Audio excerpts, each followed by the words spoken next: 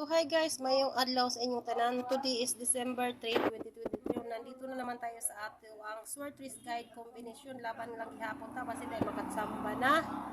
So, mag-recap tayo sa resulta kahapon. Ang resulta kahapon sa alas 2, 247. Meron tayo dito na 847, 047. Pero ang last 2 natin dito, target yung last 2 per guide nato, 47.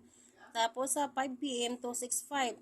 Ang ato adire 265, 215. Ligas gid permanentino pero ang last to per guide naton target na tay 65. Tapos sa 500 wala na taani dire kay wala na tay last to nga 00.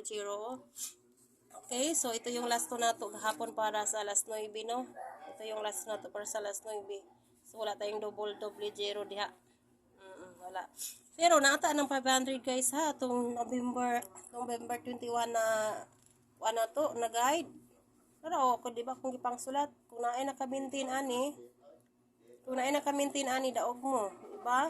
Akong giingon nga 100, 200, 600, 900 so migawas ang 500 so i-pick up niyo ning 100 diri guys, pwede niyo ni i-maintain ha.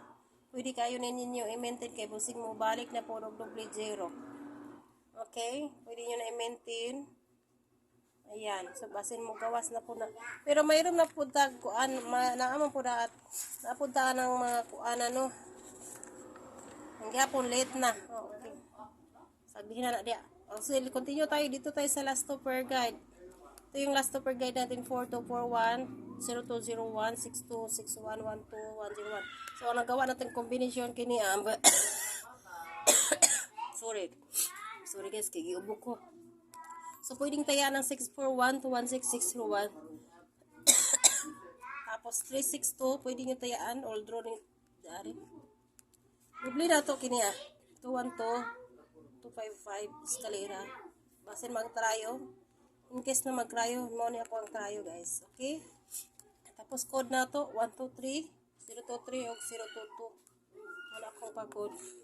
Okay. So, yun lang guys. Good luck.